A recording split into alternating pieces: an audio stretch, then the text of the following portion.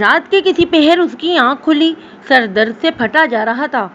معلوم ہو رہا تھا جسے سر پر کسی نے ہتھوڑے مارے ہوں۔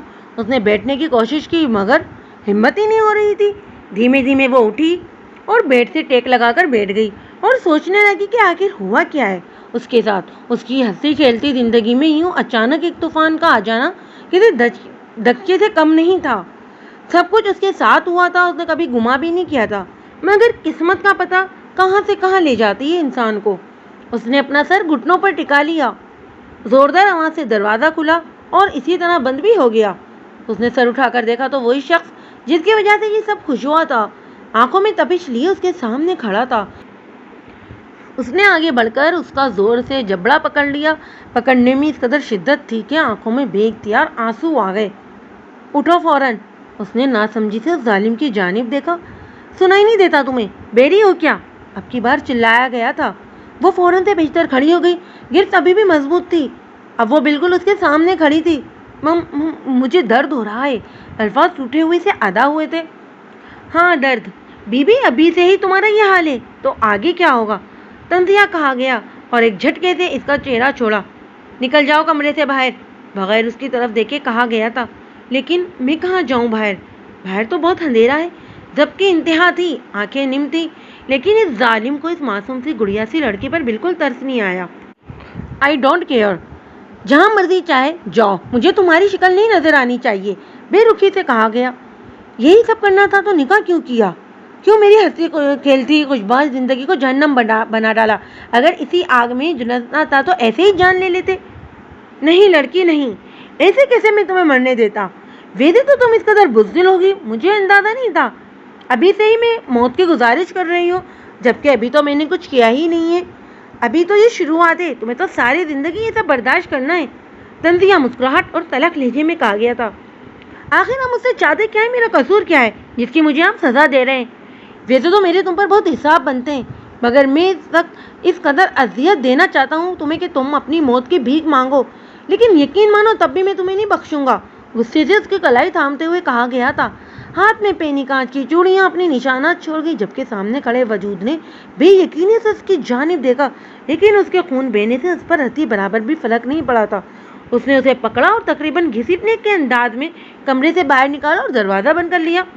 پورے گھر میں اندھیرا چھایا ہوا تھا۔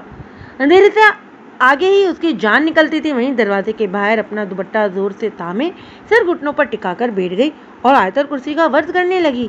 اسی دوران جانے کا وہ نیند کی وادیوں میں گم ہو گئی۔ صبح اس کی آنکھ کھلی مگر وہ ایک دم حیران ہوئی تھی۔ کیوں نہ ہوتی زمین پر ہونے کی بجائے وہ بیڈ پر تھی۔ میں بیڈ پر کیسے آئی؟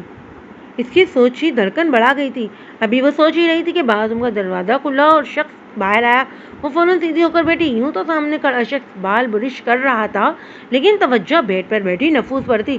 اس کا یوں فوراً اٹھ کر بیٹھ جانا سامنے کھڑے شخص سے چھپا نہیں رہا تھا۔ وہ بیڈ پر نظر جھکائے بیٹھی تھی اور اپنے ہاتھوں کو مروڑ رہی تھی۔ وہ شخص اس کے قریب آیا، اس کے کنون کی خوشبو ہر سو پھیل چکی تھی۔ بے دردی سے اسے تھاما اور کھڑا کیا۔ زیادہ خوش فہمی پالنے کی ضرورت نہیں ہے، سمجھے تم؟ کمرے میں تمہیں جگہ دی تو یہ مطلب نہیں کہ دل میں بھی جگہ بنا لو گی۔ یہ بات اپنے دماغ میں بٹھا لو۔ تیمور خان کسی کا نہیں ہو سکتا، کسی کا بھی نہیں۔ غصے سے دھاڑتے ہوئے چہرے کو مضبوطی سے پکڑ کر کہا گیا۔ آنکھوں سے دو آنسو ٹوٹ کر گالوں میں جذب ہو گئے۔ اس نے ایک جھٹکے سے اس کا چہرہ چھوڑا اور باہر کی جانب بڑھ گیا، جبکہ وہ پیچھے کھڑی اپنی قسمت پر روتی رہی۔ وہ شخص بظاہر تو بہت حسین تھا، کوئی بھی اس کی خوبصورتی کا اسیر ہو سکتا تھا۔ لمبا قد، چوڑا جسم، ہلکے بھورے بال جو کہ پیشانی پر بکھرے ہوئے تھے، پوری آنکھیں، گوری رنگا چہرے پر ہر وقت چھائی جانے والی سنجیدگی نے اس کو مزید پرکشش بنا دیا تھا۔ لیکن اس قدر پتھر دل اور شفاف ہو سکتا تھا یہ تو وہ صرف خود ہی جانتی تھی، لیکن اس کے پاس صرف یہی واحد سہارا بچا تھا۔ سب کچھ برداشت کرنا اب اس کی مجبوری بن چکا تھا۔ کچھ دیر یوں ہی کھڑا رہنے کے بعد وہ فریش ہونے چلی گئی۔ باہر آئی، شیشے کے سامنے کھڑے ہو کر اپنا معائنہ کرنے لگی۔ لمبے سلکی بال، گولی رنگت، چہرے پر معصومیت، ہلکی بری آنکھیں، ان پر لمبی گھنی پلکیں ان کو مزید پرکشش بناتی تھیں۔ خوبصورت تو وہ تھی بالکل اپنے نام کی طرح۔ اصل بات تو قسمت کی ہوتی ہے۔ گہرا سانس لے کر وہ بیڈ پر آ کر بیٹھ گئی تھی۔ اس کی نظر اپنی کلائیوں پر پڑی جو کہ زخمی تھی۔ اس نے افسوس سے ان کی جانب دیکھا۔ گوری کلائیوں پر زخم کے نشانات واضح تھے۔ رات سے اس نے کچھ نہیں کھایا تھا۔ بھوک کا احساس بھی ستانے لگا تو وہ اٹھی اور کمرے سے باہر نکل گئی۔ اندھیرے میں وہ گھر کو دیکھ نہیں پائی تھی تو کافی حیرانگی سے گھر کا معائنہ کرنے لگی۔ یہ گھر 2 کمروں پر مشتمل تھا، ایک کمرہ اوپر جبکہ ایک نیچے کی جانب تھا۔ سیڑھیاں لاؤنج سے اوپر کی جانب جاتی تھیں۔ لاؤنج کافی بڑا تھا، اس میں موجود فرنیچر سے ہی اعلیٰ ذوق اور نفاست کا معلوم ہوتا تھا۔ ہر جگہ کو بہت خوبصورتی سے سیٹ کیا گیا تھا۔ لاؤنج سے باہر نکل کر گیراج تھا اور ساتھ کافی بڑا لان۔ پھول اور پودے اس کی خوبصورتی کو مزید بڑھا رہے تھے۔ پورا گھر ہی خوبصورتی سے سیٹ کیا گیا تھا۔ وہ پورا گھر دیکھ کر کچن میں چلی گئی۔ کچن بھی بہت خوبصورت تھا، اندر ہی ڈائننگ ٹیبل تھی۔ وہ اس وقت گھر میں اکیلی موجود تھی۔ بھوک کا احساس مزید بڑھ رہا تھا۔ اس نے کیبنٹس کھولی اور اشیاء کھنگالنے لگی، مگر بالآخر اس نے فریج کھولی، لیکن خالی فریج اس کا منہ چلا رہی تھی۔ تھک ہار کر وہ واپس کمرے میں چلی گئی اور اس شخص کو کوسنے لگی۔ وہ بھی اس شخص کو کوس ہی رہی تھی کہ کمرے کا دروازہ کھلا اور وہی شخص کمرے میں داخل ہوا۔ اس کے ہاتھ میں چند شاپنگ بیگ تھے۔ اس نے وہ بیڈ پر پھینکے۔ ان میں کپڑے ہیں تمہارے، چینج کر لو اور نیچے آ کر کھانا کھا لو، اس نے حتمی انداز میں کہا اور باہر چلا گیا۔ تو اس کی نظر اپنے کپڑوں پر پڑی۔ وہ ابھی تک نکاح والے لباس میں ہی موجود تھی۔ وہ بھی اٹھی اور فوراً اپنے کپڑے تبدیل کیے اور نیچے آ گئی۔ لاؤنج میں بیٹھا صوفے سے ٹکائے آنکھیں موندے بیٹھا تھا۔ وہ خاموشی سے کچن کی جانب بڑھ گئی۔ ٹیبل پر شاپر پڑے ہوئے تھے، اس نے وہ اٹھا اور کھانا نکالنے لگی۔ کھانا نکالنے کے بعد وہ باہر کی جانب بڑھ گئی۔ کھانا لگ گیا ہے، نظریں جھکائے ہاتھوں کو مروڑ کر کہا گیا، جبکہ بات کرتے وقت اس کے ہونٹ لرز رہے تھے۔ آہل نے آنکھیں کھولیں اور اس کی جانب دیکھا۔ وہ اسی کے لائے ہوئے لباس میں موجود تھی۔ اچھا، مجھے کہہ کر اٹھا اور کچن کی جانب بڑھ گیا۔ وہ اس کے پیچھے لپکی۔ کھانا خاموشی سے کھایا گیا۔ سب کچھ سمیٹ کر کمرے میں آئی۔ وہ حکم دیتا ہوا بغیر اس کی کوئی بات سنے اوپر اپنے کمرے کی جانب بڑھ گیا۔ تو نے برتن سمیٹے اور اوپر کی جانب بڑھ گئی۔ کمرے کا دروازہ کھولا تو سامنے آہل کنگ سائز بیڈ پر ٹیک لگائے بیٹھا تھا۔ تو دروازے کے پاس کھڑی تھی اور الفاظ جمع کرنے لگی کہ کیسے مخاطب کرے۔ کیا ہوا، کچھ کہنا ہے؟ وہ جب سے یہاں آئی تھی پہلی بار آہل نے اسے نرم لہجے میں مخاطب کیا تھا۔ وہ ابھی اس نے یہی کہا کہ وہ اس کے مقابل آ کھڑا ہوا۔ تور اس کی حرکت پر کانپ اٹھی۔ کیا ہوا؟ آہل قریب ہوا۔ آج وہ تور کو حیران کرنے پر تلا ہوا تھا۔ کافی سامان نہیں ہے، اس نے دھیمے لہجے میں نظریں جھکائے کہا۔ اس نے بے اختیار اسے اپنے قریب کیا اور پیشانی پر مہر سکی اور باہر چلا گیا، لیکن اپنے پیچھے کھڑی شخصیت کو اس عمل پر حیران چھوڑ گیا تھا۔ آہل گھر کی تمام ضروریات کا سامان ڈرائیور سے کہہ کر منگوا لیا تھا، جبکہ وہ ابھی تک گھر نہیں آیا تھا۔ تور کافی بنا کر کمرے کی طرف بڑھ گئی۔ کمرے میں موجود ٹیبل پر رکھی اور بیڈ پر بیٹھ گئی۔ کچھ لمحے پہلے واقعہ یاد کرنے لگی تو اس نے بے اختیار اپنی ہاتھ سے پیشانی کو مسئلہ جیسے اب بھی اس کے ہونٹ اپنی پیشانی پر محسوس کر رہی ہو۔ وہ اپنے ہی خیالوں میں بیٹھی تھی۔ اسے معلوم ہی نہ ہوا کہ کب آہل آیا اور اس کے سامنے آ کھڑا ہوا۔ وہ اس کی حرکت دیکھ چکا تھا۔ اپنے اوپر نظروں کی تپش محسوس کر کے اس نے نظریں اٹھائی تو ظالم سامنے کھڑا تھا۔ وہ فوراً کھڑی ہوئی اسی سے دیکھ کر، آپ کب آئے؟ اس نے جھجکتے ہوئے سوال کیا۔ جب تم سوچوں میں گم تھی، طنز کیا گیا۔ تور ایک دم شرمندہ ہوئی اور وہاں سے گزرنے لگی تھی جب اس نے اس کی کلائی تھام لی۔ جھٹکے سے پیچھے ہوئی، اس سے پہلے کہ اس کے چوڑے سینے سے ٹکراتی فوراً سنبھلی۔ کوئی غلط بات سمجھنے کی ضرورت نہیں ہے، جو کچھ بھی ہوا وہ سب بس ایک مجبوری تھا، سمجھی تم؟ گرفت مضبوط ہوئی۔ تم نے آنکھیں میچ لی، اس کی ایک سسکی نکلی۔ آہل نے اسے دیکھا، پھر اس کی کلائی پر جہاں پر چوڑیاں ٹوٹنے کے نشانات تھے۔ اس نے فوراً اس کی کلائی چھوڑی اور ڈریسنگ کی طرف بڑھا۔ کچھ ہی سیکنڈ میں وہ باہر آیا تھا، لیکن اس کے ہاتھ میں ایک باکس تھا۔ تور ابھی بھی وہیں ویسے ہی کھڑی تھی۔ آہل نے اسے شانوں سے تاما اور بیڈ پر بٹھایا اور خود پنجوں کے بل زمین پر بیٹھ گیا۔ آرام سے اس کی کلائی تھامی اور آئنمنٹ لگانے لگا۔ یہ سب اس نے بہت نرمی سے کیا تھا، جیسے کوئی نازک چیز ہو۔ تو ایک دھوپ چونچ جیسے شخص کو وہ دیکھ رہی تھی، پہلے خود ہی زخم دیتا ہے پھر خود ہی ان کو مرہم کرتا ہے، تور نے سوچا۔ آہل اس کی نظریں اپنے اوپر محسوس کر رہی تھی۔ تمام کارروائی کے بعد وہ خاموشی سے اٹھا، ہاتھ دھوئے، کافی کا مگ تھاما اور کمرے سے باہر نکل گیا، جبکہ تور اس جگہ کو تکتی رہی جہاں پر وہ چند پل پہلے بیٹھا ہوا تھا۔ رات ہونے کو تھی، آہل اب تک گھر نہیں آیا تھا۔ تور کچن میں کام کر رہی تھی کہ اچانک لائٹ بند ہو گئی۔ ہرسوں اندھیرا چھا گیا، اس کا سانس یکدم پھولنے لگا تھا۔ وہ وہیں خاموشی سے زمین پر بیٹھ گئی اور آیت الکرسی کا ورد کرنے لگی۔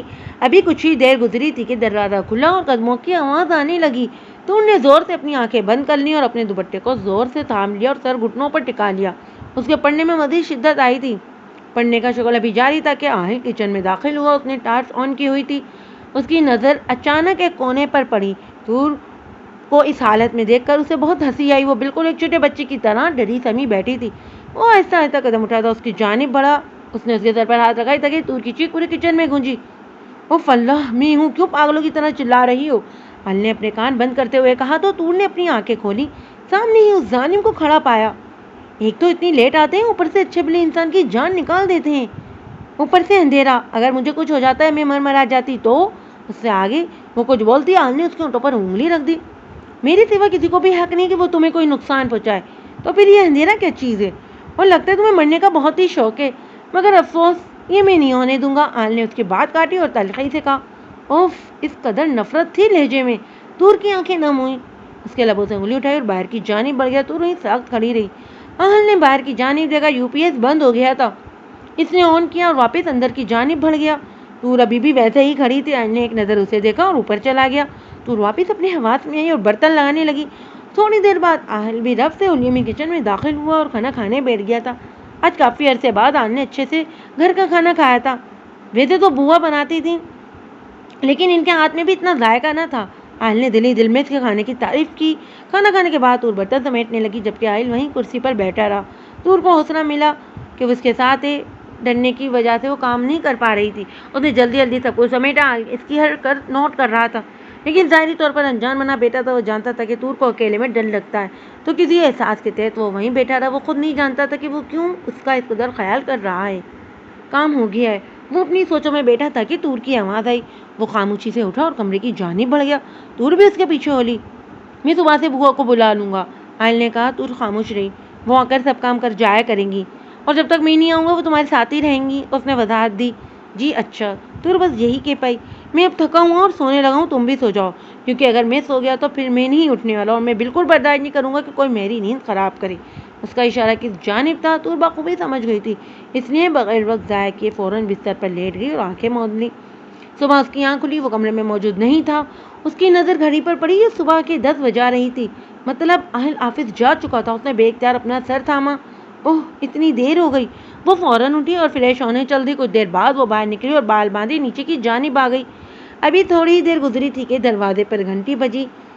पहले तो सोच में पड़ गई कि इस वक्त कौन आ सकता है, लेकिन कुछ याद आने पर दरवाजे की जानिब बढ़ी। दरवाज़ा खोला तो सामने खातून खड़ी थी। जी, आप कौन? बेटा, आहिल ने बुलाया था, इसकी बुआ हूँ, उन्होंने शफकत से कहा। तूर साइड पर हुई। उसने उन्हें अंदर आने का रास्ता दिया था। बेटा, आपने नाश्ता कर लिया है? उन्होंने सवाल किया। नहीं, असल में आज मैं देर से उठी थी, तो बस। चलो आप बता दो कि आप क्या खाओगी, मैं बना देती हूँ, उन्होंने शफकत से कहा। तो तूर की आंखों में नमी आई, जो कि उसने फ़ौरन छुपा ली। तूर भी उनके पीछे किचन में चली गई और कुर्सी पर बैठ गई। बुआ साथ साथ तूर के लिए नाश्ता बना रही थी और बातें भी कर रही थी। तूर तो बस उनके हुआ में सवालात के जवाब दे रही थी। बेटा, आपके मामा बाबा कहाँ होते हैं? उन्होंने सवाल किया। मैं जब छोटी थी तो तब उनकी डेथ हो गई थी, उसने आहिस्तगी से जवाब दिया। बेटा, मुझे माफ़ कर दो, मुझे मालूम नहीं था, उन्होंने फ़ौरन माफ़ी मांगी। नहीं, कोई बात नहीं, तूर बेमुश्किल मुस्कुराई। बेटा, आप शादी से पहले क्या करती थी? उन्होंने मौजू बदला। पढ़ती थी, मुख्तसर जवाब आया। तो यूँ अचानक शादी? बस एक यही सवाल था जिससे वो भागती थी। मैं ज़रा बाहर देख लूँ, मुझे क्या बाहर निकल गई। यही वो लम्हा था जब उसकी ज़िंदगी बदली थी, मगर क्या हकीकत थी, इससे सिर्फ वही वाकिफ़ थी। बेटा, अंदर आ जाओ, बीमार पड़ जाओगी। वो अभी फूलों को छुई रही थी कि जब पीछे से आवाज़ आई। अनी यार, आपको पता है ना मुझे ये वक्त कितना पसंद है, उसने अपनी बाहें फैलाए घूम कर आसमान की तरफ देखते हुए कहा। बेटा, जानती हूँ, लेकिन बीमार पड़ जाओगी और यूनी भी का भी टाइम होने वाला है, तो शाबाश, फ़ौरन अंदर आओ, उन्होंने शफकत से कहा। आनी प्लीज़, थोड़ी देर, और इसने जैसे इल्तिजा की थी। ठीक है, फिर मैं भी यहीं बैठ जाता हूँ, जब तुम थक जाओ तो मिलकर अंदर चलेंगे, उन्होंने जैसे फैसला सुनाया था। क्या यार, आप हमेशा मुझे ऐसे ही ब्लैकमेल करती हैं, उसने रोती शिकल बनाकर कहा। तो मान लिया करो ना बात मेरी, मैं नहीं किया करूँगी, उन्होंने मुस्कुराते हुए कहा और अंदर की जानिब बढ़ गई, जबकि नासुर इसे भी पीछे जाना पड़ा। जाओ, शाबाश, चेंज करके आओ, मैं नाश्ता बनाती हूँ, उन्होंने मुस्कुराते हुए कहा और किचन की जानिब बढ़ गई। वो भी अपने रूम में चली आई थी। तैयार होकर वो नीचे आई। नाश्ता तैयार था। जल्दी जल्दी नाश्ता किया, आनी से मिली और बाहर की जानिब दौड़ गई, जहाँ वैन उसका वेट कर रही थी। यूनी का आखिरी सेमेस्टर चल रहा था और पेपर नज़दीक थे। सब उसी की तैयारियों में मगन थे। तूर बहुत कमगो थी। यही वजह थी कि उसकी किसी से भी दोस्ती नहीं हुई थी, और वो खुद भी सबसे दूर ही रहती थी, बस अपने काम से काम रखती थी। लेक्चर अटेंड करके वो अभी फारिग कैफ़े में बैठी ही थी। टाइम काफ़ी हो चुका था, लेकिन वैन का कोई पता नहीं था। घर पर आनी अकेली थी, उसे उनकी भी फिक्र सताने लगी थी। वो बाहर निकल गई और पैदल ही चलने लगी। موسم کافی خوشگوار تھا. وہ ابھی راستے میں ہی تھی کہ اسے لگا کہ کوئی اس کی پیروی کر رہا ہے. اس کے چلنے میں تیزی لائی لیکن بےسود ایک گاڑی اس کے سامنے آ کر رکی. اس میں دو لڑکے بیٹھے ہوتے. نہ چاہتے ہوئے بھی اسے رکنا پڑا. گاڑی میں سے ایک لڑکا باہر نکلا جو کل سے ہی بدماش ٹائپ لگتا تھا. اس کے سامنے آ کر کھڑا ہو گیا. تم نے ناگواری سے اس کی طرف دیکھا. اس وقت سر پر حجاب کی لمبی سی کاری چادر اسے ڈھکی ہوئی تھی. اس شخص نے اس کی کلائی تھامنی چاہی تو فوراً سے بہتر پیچھے ہوئی گاڑی میں بیٹھا. وہ شخص جو سب کچھ دیکھ رہا تھا نہ جانے کس احساس کے تحت باہر نکلا اور اپنے ساتھی کو کچھ کہا. پہلے لڑکے کی نسبت دوسرے لڑکے کے چہرے پر سنجیدگی تھی جبکہ پہلے والا لڑکا فوراً آ کر گاڑی میں بیٹھ گیا. تو انہوں نے ناگواری سے دوسرے لڑکے کی جانب دیکھا. دونوں کی نظریں ملی تو آگے کی جانب بڑھ گئی لیکن وہ لڑکا ابھی بھی اس کی راہ تک رہا تھا. ہوش کی دنیا میں واپس آیا جب پہلے لڑکے نے ہارن بجایا. وہ غصے سے گاڑی کی جانب بڑھا. کیا بدتمیزی تھی. وہ تقریباً غصے سے دھاڑا. کیا ہوا؟ ریلیکس یار. کیا مطلب ریلیکس؟ تم نے کہا تھا کہ تم اس کو جانتے ہو. لیکن اس کی ناگواری سے واضح ہو رہا تھا کہ وہ تم کو جانتے تک نہیں ہے. اس نے غصے سے کہا یار تو باہر سے آیا ہے, لگتا نہیں ہے ابھی بھی وہی پرانی سوچ ہے تیری. تو ابھی تک نہیں بدلا. اس نے ہنستے ہوئے کہا جبکہ آئل کا دل کر رہا تھا کہ ابھی اسی وقت اس کے دانت نکال دے. آئل نے اپنا بچپن باہر گزارا تھا مگر اپنی پیرنٹس کے ساتھ پاکستان شفٹ ہو گیا تھا. لیکن وہ اپنی حدود سے واقف تھا. اس نے کبھی بھی کسی بھی دائرے سے باہر نکلنے کی کوشش نہیں کی تھی. اس کے فادر بہت بڑے بزنس مین تھے. ابھی آئل کا کالج کمپلیٹ ہی ہوا تھا جب اس کے والدین کار حادثے میں اس دنیا سے رخصت ہو گئے تھے. تب سے اس کے چہرے پر سنجیدگی رہتی تھی. اس نے چھوٹی سی عمر میں ہی سارا بزنس سنبھال لیا تھا. تو باہر جانے کا یہ مطلب تو نہیں کہ انسان اپنے عقائد اور قوانین بھول جائے. آئل نے تنزیہ لہجے میں کہا. اچھا سوری یار, چل اب عالیہ ویٹ کر رہی ہوگی. اس نے کمینگی سے کہا جبکہ آئل افسوس سے اس کی جانب دیکھتا رہا. آئل کچھ عرصے پہلے ہی عفان سے دوستی ہوئی تھی. آئل لڑکیوں سے دور بھاگتا تھا جبکہ وہ بالکل مختلف تھا. آئل نے ایک کلب کے باہر گاڑی روکی. جاؤ, تم نہیں آؤ گے اندر؟ عفان نے سوال کیا. تم جانتے ہو یہ سب میں بالکل پسند نہیں کرتا. ہاں یار میں جانتا ہوں, تو بس ایک بار چل دو صحیح, بہت مزہ آئے گا. عفان نے زور دیا. سمجھ نہیں آتی تمہیں ایک بار, اب کی بار. آئل داڑا. اوکے برو, جا رہا ہوں, ٹیک کیئر. عفان جی کے گھر گاڑی سے باہر نکل گیا جبکہ آئل نے گاڑی آگے بڑھا لی تھی. تو گھر آئی تو اس کی حالت بہت گیر ہو رہی تھی. کیا ہوا بیٹا, ٹھیک تو ہو؟ کیوں پسینے آ رہے ہیں تمہیں؟ آنی نے پریشانی سے سوال کیا. نہیں کچھ نہیں, دراصل پیدل آئی ہوں نا تو اسی لیے. اس نے فوراً سے بہتر بات بدلی. بیٹا آپ کی بات ہے. آنی کو جیسے تسلی نہیں ہوئی. جی میری پیاری آنی سی. آنی پکی بات ہے. اس نے اپنے آپ کو نارمل کرتے ہوئے ان کے گلے لگتے ہوئے کہا تھا. چلو پھر آپ فریش ہو جاؤ, میں کھانا لگاتی ہوں. نہیں مجھے بھوک نہیں ہے, سر میں بہت درد ہے, میں آرام کروں گی. وہ ان کی گود میں سر رکھے ہی لیٹ گئی تو آنی اس کے بالوں میں انگلیاں پھیرنے لگی. کیسا گزرا دن؟ اچھا تھا, اس نے مختصر سا جواب دیا. وہ آج ہونے والی رودات آنی کو سنا کر پریشان نہیں کرنا چاہتی تھی. چلو بیٹا تم تھوڑی دیر سو جاؤ, میں ذرا کام دیکھ لوں. وہ اسے پیار کرتی باہر چلی گئی تھی جبکہ دور سوچ میں پڑ گئی. کیسے وہ اچانک سے لڑکا آیا تھا اور اس کی کلائی تھامنی چاہیے تھی. لیکن پھر دوسرے لڑکی کا آنا سب کچھ اس کے دماغ میں گردش کر رہا تھا. اسے ان دونوں لڑکوں سے وحشت ہو رہی تھی. اس کا بس نہیں چل رہا تھا کہ وہ اس کا قتل کر دے. انہیں سوچوں میں نہ جانے وہ کب نیند کی وادیوں میں گم ہو گئی. ہیلو, کہاں ہو تم آہل؟ عفان نے اسے فون کرتے ہوئے سیدھا سوال کیا تھا. کیوں یار, آج تو پلیز مجھے یونی سے پک کر لے گا. خیریت تو ہے؟ ہاں یار وہ میں بعد میں بتاؤں گا, پلیز تو پہلے مجھے پک کر سکتا ہے؟ اوکے میں آ جاؤں گا. Thank you. عفان نے کہتے ہی فون کٹ کر دیا. کل والا کہ اسے ابھی تک یاد تھا مگر دوست تھا تو جانا پڑ رہا تھا. اس نے اپنا فون اور گاڑی کی چابیاں اٹھائی اور باہر کی جانب بڑھ گیا. کچھ ہی دیر میں وہ یونی کے باہر کھڑا تھا کیونکہ چھٹی کا ٹائم ہو چکا تھا. میں باہر کھڑا ہوں, تم آئے کیوں نہیں ابھی تک؟ آئل نے فون اٹھانے کے ساتھ ہی کہنا شروع کر دیا. یار تھوڑا سا کام ہے وہ بس کر لوں, آدھا گھنٹہ لگے گا. ایسا کر تو اندر آ جا. میں کیسے اندر آ جاؤں؟ ظاہری بات ہے ٹانگوں سے چل کر ہی آؤ گے, عفان نے کہا اور فون کاٹ دیا. آئل کو ناچار اندر جانا پڑا کیونکہ اس کا واپس جانے کا کوئی موڈ ہی نہیں تھا. ابھی وہ اندر انٹر ہی ہوا تھا کہ ایک اور ہی دنیا آباد تھی. ہر طرف وہ مہنگائی تھی, ہر جگہ لڑکے اور لڑکیاں ٹولی کی صورت میں کھڑے باتیں کر رہے تھے. بلیک شرٹ اور پینٹ پر سن گلاسز چڑھائے, چہرے پر سنجیدگی لیے وہ قیامت ڈھا رہا تھا اور بہت سی لڑکیوں کی نظروں کا مرکز بھی بنا ہوا تھا. وہ آگے بڑھا. وہ اپنے اوپر نظریں بخوبی محسوس کر سکتا تھا بغیر کسی کی طرف توجہ دیے. وہاں موجود گراؤنڈ میں جا کر بیٹھ گیا اور عفان کا انتظار کرنے لگا. ابھی وہ ادھر ادھر دیکھ ہی رہا تھا جب اس کی نظر اسی لڑکی پر پڑی. وہ آج بھی سر پر حجاب لیے اپنی گرد کالی لمبی چادر پہنے ہوئے تھی. چہرے پر معصومیت واضح تھی. اپنے ارد گرد سے بے خبر نظر جھکائے آگے بڑھ رہی تھی. وہ چند پل یوں ہی اسے دیکھتا رہا. جانے کیوں وہ اسے سب سے الگ لگی تھی. باقی لڑکیوں کی طرح کسی بھی آسائش سے پاک چہرے پر ایک عجیب سی چمک تھی جو اسے ان سب سے منفرد بناتی تھی. وہ خاموشی سے بغیر کسی کی طرف دیکھے گراؤنڈ میں آ کر بیٹھ گئی اور وین کا انتظار کرنے لگی. ابھی وین کے آنے میں ٹائم تھا. اس نے اپنے بیگ سے ایک کتاب نکالی اور اس میں مینگو کی جانے بغیر کہ سامنے بیٹھا شخص اس کی ہر چیز پر نظر رکھے ہوئے. وہ کتاب پڑھنے میں اس قدر محو تھی کہ اسے پتہ ہی نہ چلا کہ کب وہ شخص آیا اور اس کے سامنے آ کر کھڑا ہو گیا. اس نے نظر اٹھا کر چہرہ دیکھا تو چہرے پر ناگواری چھا گئی. ہیلو، میں نے دیکھا ہے کہ آپ ہیں تو سوچا کہ سلام ہی کر لوں. اگر کوئی اور شخص اس کو دیکھتا تو یقین ہی نہ کر پاتا کہ یہ وہی آئلے لڑکیوں سے دور بھاگنے والا. آج وہ خود ایک لڑکی کو مخاطب کر رہا تھا. کر لیا سلام، اب آپ جا سکتے ہیں. تور نے چہرے پر سخت تاثرات لیتے ہوئے کہا. دراصل مجھے اس دن کے لیے سوری کہنا تھا کہ کسی کے سامنے نہ جھکنے والا آج کسی اور کی غلطی پر بھی اپنے آپ کو جھکا گیا تھا. ہاں سوری. بہت سے آپ جیسے لوگ دیکھیں پہلے غلطی کرتے ہیں پھر معافی مانگنے آ جاتے ہیں یہ جانے بغیر کہ ان کی غلطی سے ایک لڑکی کی پوری زندگی برباد ہو سکتی ہے. دور کے لہجے میں سختی درائی تھی. کسی ایک کی نہ سننے والا آج خاموشی سے یہ سب بھی سن گیا تھا. دور اٹھی اور اپنا بیگ کندھے پر ڈالا اور سائڈ سے ہو کر گزرنے لگی. آہل نے بیگ تار اس کی کلائی تھام لی. دور بیگ تار پلٹی اور ایک تھپڑ اس کے منہ پر مارا. آہل پھٹی پھٹی آنکھوں سے یہ منظر دیکھ اور سمجھنے کی کوشش کر رہا تھا. وہاں موجود لڑکے اور لڑکیاں اب ان کی جانب متوجہ ہو گئے تھے.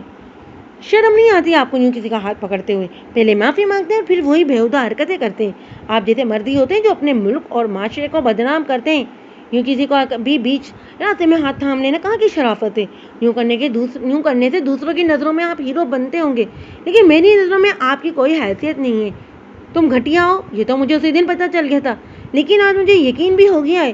اب کی بار تور کا لہجہ اتنا اونچا تھا سختی ہنوز برقرار تھی. وہ کچھ کہے بنا آگے کو بڑھ گئی اور باہر نکل گئی. جہاں وین کھڑی اسی کا انتظار کر رہی تھی. اسٹوڈنٹ کی بھیڑ دیکھ کر افان اس جانب آیا اور سامنے کا منظر دیکھ کر حیران رہ گا. آہل اس وقت غصے سے لال ہو رہا تھا. وہ بھی دور کے پیچھے باہر نکلا. افان بھی اس کے پیچھے بھاگا تھا. تم خود کو سمجھتے کیا ہو؟ ہاں، یہ سب کے سامنے مجھے بے عزت کیا اور میں چپ رہوں گا؟ خاموش تماشائی بنا سب کچھ دیکھتا رہوں گا اور برداشت کر جاؤں گا؟ تو یہ تمہاری بھول ہے. میں اپنی بے عزتی کا حساب تو ضرور لوں گا، یہ بات یاد رکھنا تم. اس کی کلائی تھامے آنکھوں میں غصہ لیے دھاڑتے ہوئے کہا. ضبط اس قدر مضبوط تھی کہ تور کی آنکھوں سے آنسو نکل گئے. ایک جھٹکے سے آئل نے اس کی کلائی چھوڑی اور اپنی گاڑی کی جانب بڑھ گیا. تور اب واقعی ڈر گئی تھی. اس میں جانے کہاں سے ہمت آ گئی تھی. اس نے اپنے ڈیفینس کے لیے وہ شدید قدم اٹھایا تھا لیکن اسے نہیں معلوم تھا کہ اس کی اس حرکت اس کے لیے کیا کیا مصیبت لا سکتی ہے. تور گھر پر پہنچی تو اس کی حالت کافی زیادہ خراب تھی لیکن اسے دھچکا تب لگا جب گھر پر آنی موجود نہیں تھی. اس نے ہر جگہ دیکھا کہیں بھی نظر نہیں آئی. وہ پریشانی سے ساتھ والے گھر کی جانب بڑھی اور جو انہوں نے کہا وہ سن کر ہی اسے لگا جسے اس کے پیروں سے زمین نکل گئی ہو. اس نے رکشا کروایا اور فوراً اسپتال کی جانب روانہ ہو گئی. وہ اس وقت اسپتال میں موجود تھی. اسے پتہ چلا کہ آنی کو بہت سیریس ہارٹ اٹیک ہوا تھا اسی لیے انہیں فوراً اسپتال میں ایڈمٹ کرایا گیا تھا. وہ کھڑی ڈاکٹر کا انتظار کر رہی تھی کہ ڈاکٹر کمرے سے باہر نکلے. آپ پیشنٹ کے ساتھ ہیں؟ انہوں نے پروفیشنل سے انداز میں پوچھا. جی، تور نے بے مشکل کہا. سوری، ہم نے بہت کوشش کی لیکن ہم انہیں بچا نہیں پائے. اٹیک بہت سیریس تھا، بچانا بہت مشکل تھا. وہ لفظ ادا کر رہے تھے اور تور کو لگ رہا تھا کہ وہ ختم ہو جائے گی. وہ کس طرح وہاں کھڑی تھی یہ صرف وہی جانتی تھی. ڈاکٹر تو یہ کہہ کر چلا گیا لیکن تور وہیں پر ڈھسی گئی. ایک ہی تو اس کا اپنا تھا، وہ بھی اس دنیا سے چلا گیا. آج اس بھری عارضی دنیا میں وہ اس کو اکیلا چھوڑ گیا تھا. اس کے آنسو مسلسل بہہ رہے تھے. آج اسے لگ رہا تھا کہ اس کے جینے کا مقصد ختم ہو گیا ہے. گھر میں محلے کی کچھ خواتین موجود تھیں. یوں اچانک سب کچھ ہو گیا تھا لیکن یہی تو زندگی ہے. وہ سب کچھ دیکھ اور سمجھ رہی تھی جیسے یقین نہیں کر پا رہی ہو. بیٹا حوصلہ کرو بچے، ایک خاتون نے اسے تسلی دیتے ہوئے کہا. اس کی آنکھ کھلی. سردی کے موسم میں بھی اس کے چہرے پر پسینہ تھا جیسے اس نے کوئی بھیانک خواب دیکھا. اس نے فوراً آنی کو آوازیں دی. نظریں ادھر دوڑائیں. کمرہ خالی تھا. یعنی وہ خواب نہیں سچ تھا. اس کی جان سے عزیزانی سچ مچ اسے اس بھری دنیا میں اکیلا چھوڑ گئی تھی. آنی کی وفات کو 1 مہینہ ہو چکا تھا.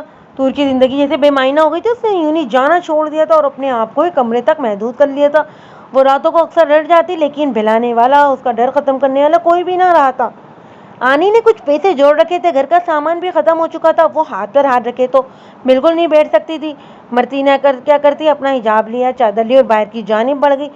پہلے کی طرح اس کے چہرے پر بالکل رونق نہیں رہی تھی. یوں معلوم ہوتا تھا جیسے باہر کے بعد خزاں آئی ہو. اگر کوئی اسے دیکھتا تو بالکل یقین نہیں کرتا کہ یہ وہی تور ہے. बाजार पहुंचकर उसने जरूरत का सामान लिया और घर की जानिब बढ़ गई। वो भी रास्ते में ही थी कि उसे अपने पीछे किसी की मौजूदगी का एहसास हुआ। उसने पीछे मुड़कर देखा तो उसकी आंखों से हैरत से फैली। उससे पहले कि वो कोई कार्रवाई करती, होश आवाज से बेगाना हो गई। उसकी आंख खुली तो अपने आप को एक अनजान जगह पाया। वो चौंक कर फौरन उठ बैठी। वो अभी इसी कश्मकश में थी कि दरवाजा खुला और एक नस्वानी वजूद कमरे में दाखिल हुआ। मैडम जी साहब जी ने भिजवाए हैं कपड़े। उसने अपने आने का मकसद बयान किया। क्यों? उसके अल्फाज टूटे थे। पता नहीं जी, साहब जी ने कहा है तो मैं ले आई, आप ये पहन ले, मुझे कहकर कमरे से बाहर निकल गई। तो सोच में पड़ गई कि अब क्या होने वाला है उसके साथ। वो अभी तक वैसे ही बैठी थी कि दरवाज़ा खुला और एक शख्स अंदर दाखिल हुआ। तूर की आंखें हैरत से फैल गईं। आप मुझे यहाँ क्यों लाएं? उसने सवाल किया। प्लीज़ मुझे घर जाना है, बहुत टाइम हो गया है। अब तुम्हें यहीं रहना, खामोशी से ये जोड़ा पहनो और बाकी चीज़ें मैं भिजवा देता हूँ। क्या मतलब मैं यहाँ रहूँगी? वहाँ मेरा अपना घर है, मैं वहाँ जाऊँगी। शादी के बाद लड़की अपने शौहर के साथ ही रहती है। उसने बड़े आराम से जवाब दिया। क्या मतलब ये कि कुछ देर बाद तुम्हारा निकाह है। आप ऐसे कैसे कर सकते हैं? उसने बेयकीनी से उसकी जानिब देखा। मैं ऐसा ही कर सकता हूँ, समझी तुम? उसने चेहरे को जोर से पकड़ते हुए कहा। दो आंसू टूटकर उसकी गालों पर गिरे। अब फौरन से पेचा ये जोड़ा पहनो, निकाह आते ही होंगे। वो हुक्म चलाता हुआ बाहर की जानिब बढ़ गया। तूर के पास कोई चारा ही न था। मरती न करती तैयार हुई, हाथों में बेदर्दी से चूड़ियाँ पहनी। कुछ ही देर में तूर को नीचे लाया गया। लाउंज में निकाह के साथ चंद गवाह मौजूद थे। निकाह पढ़ाया गया। तूर ने जिन लम्हात में बोला, कबूल कहा, दस्तखत की, ये सिर्फ उसे ही मालूम था कि पल में उसने अपनी सारी जिंदगी उस शख्स के नाम कर दी थी जिसे वो जानती तक नहीं थी। जानती थी तो सिर्फ वही अल्फाज जो उसने उसे कहे थे। उसके जिस्म में सनसनाहट सी दौड़ा दी थी। सब जा चुके थे। तूर अभी भी उसी जगह बैठी हुई थी। आहिल अंदर आया, एक नजर पर डाली। तूर फौरन खड़ी हो गई। आहिल उसके करीब आया, उसे बाजू से थामा और घसीटने के अंदाज में ऊपर कमरे में ले गया और बेड पर फेंका। तूर उसे सख्ती की तवक्का ही रखती थी, लेकिन उसे नहीं मालूम था कि इस कदर सख्ती होगी। तूर की आंखों में नमी आ गई। इस कदर सख्ती उसके 22 साल जिंदगी में कभी उसने नहीं देखी थी। सबके सामने बेइज्जत किया था ना तुमने मुझे, लेकिन मेरे पास तो पूरी जिंदगी है तुम्हारी जिंदगी बर्बाद करने के लिए। चुन चुन कर बदले लूंगा, आयल ने उसकी आंखों में डाले कहा और कमरों से बाहर निकल गया, जबकि तूर बिस्तर पर ढह सी गई थी।